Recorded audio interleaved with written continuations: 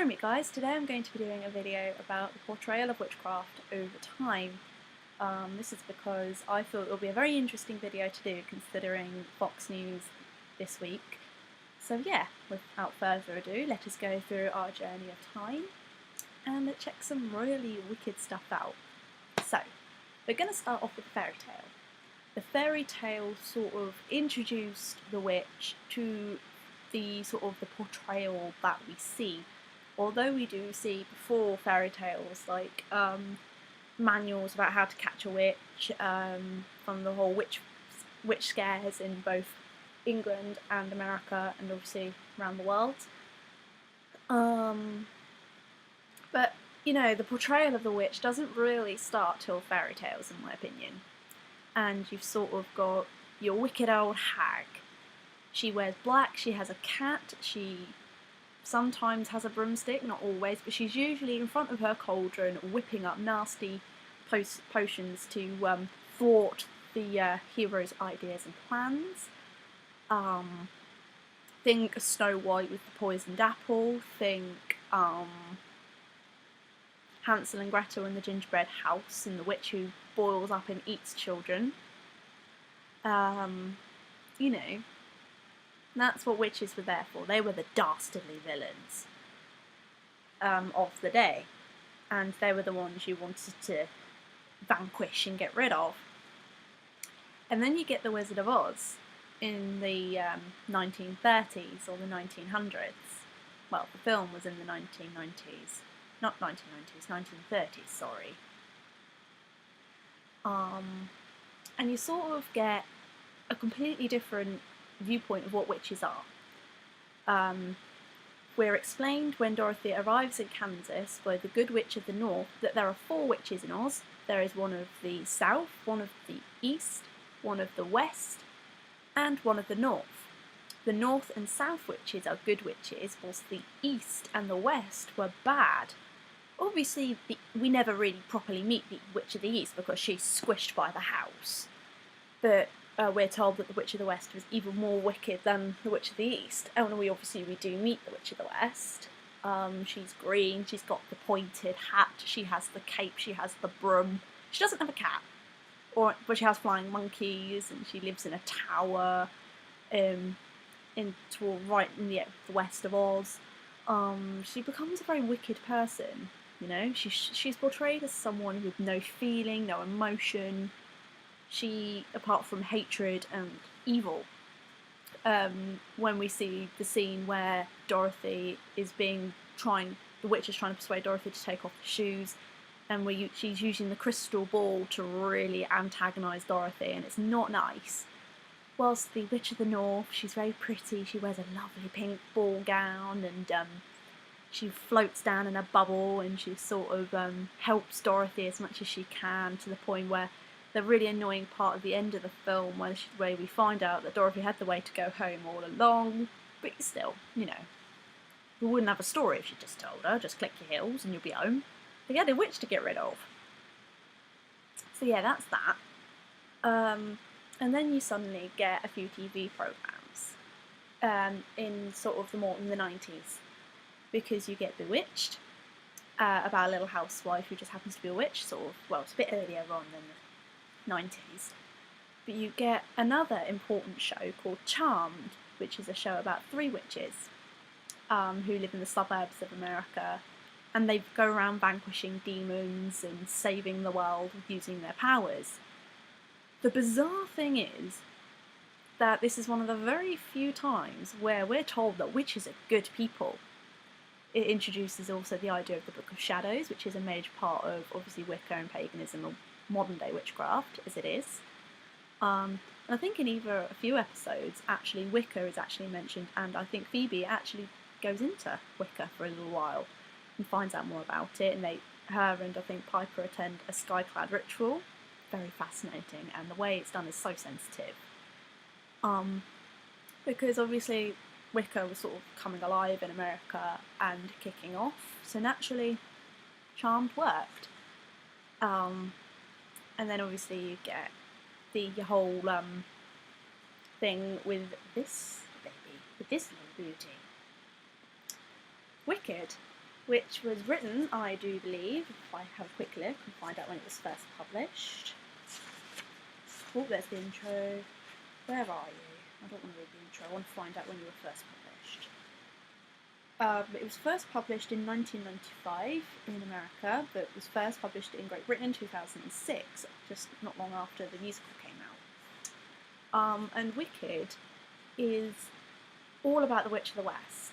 Gregory Maguire's specialty is writing about people who don't really get a say in major stories. So in this case, he took Wicked, Wizard of Oz, and decided to write it from the POV of who he calls Alphaba.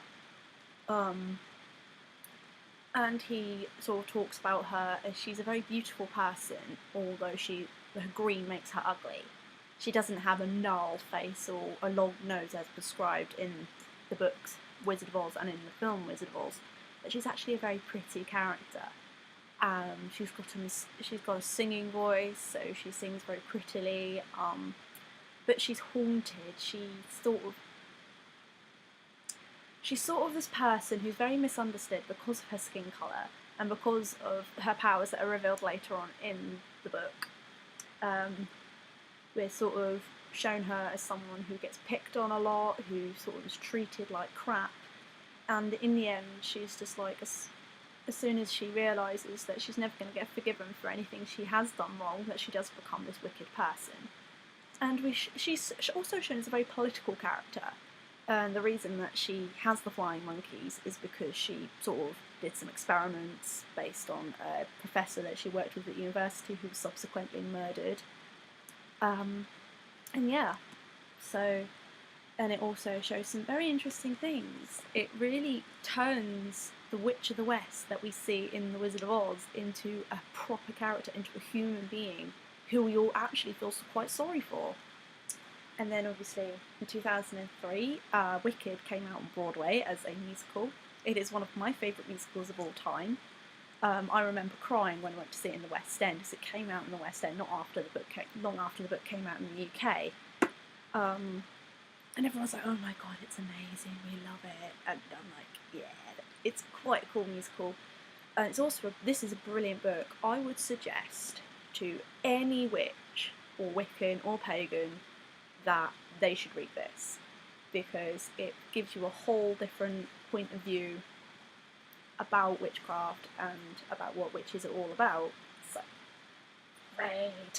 read it, damn it, read. So that brings us to sort of the modern day, where witches are starting to become more cool.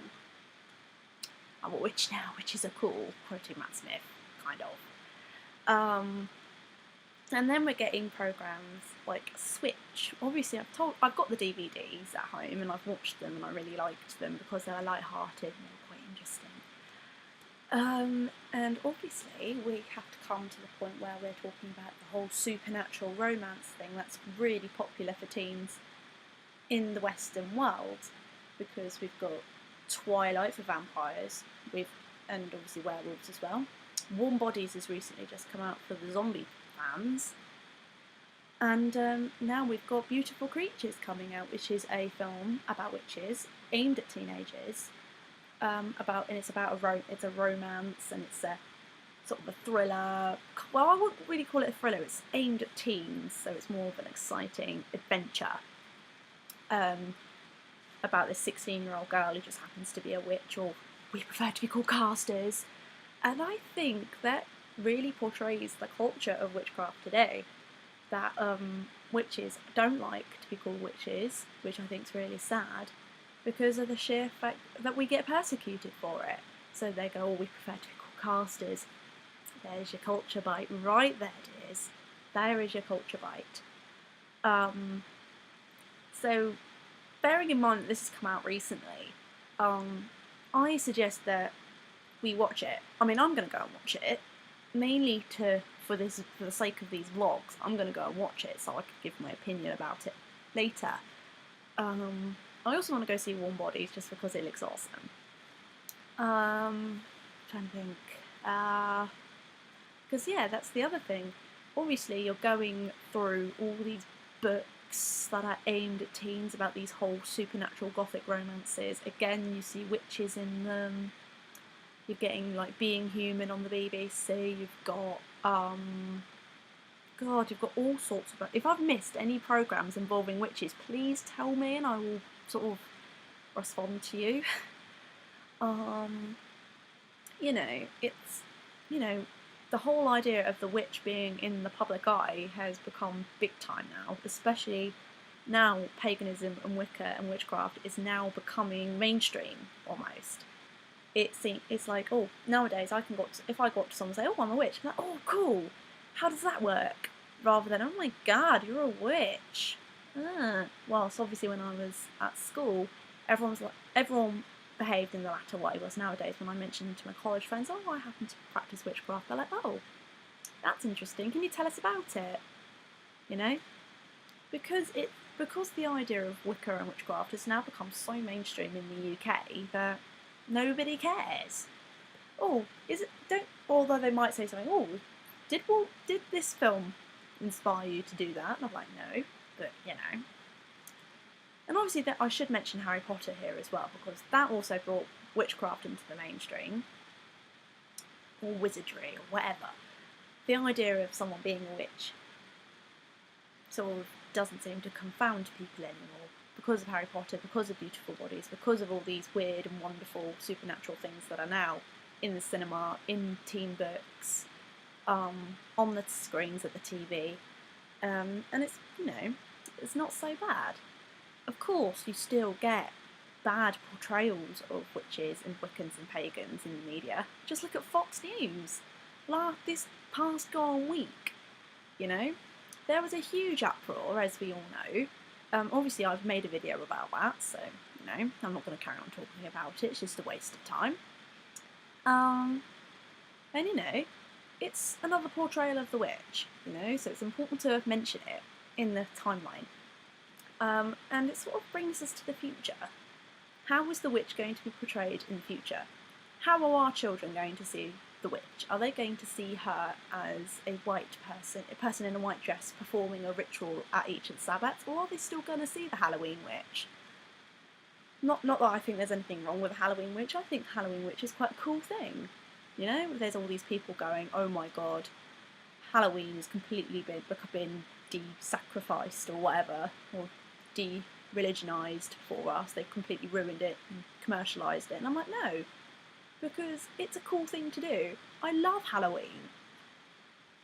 But you know, that's my opinion. I might do a video about that later. So yeah, that is my video about the Portrayal of the Witch. I hope you enjoyed it as much as I enjoyed sort of going through it.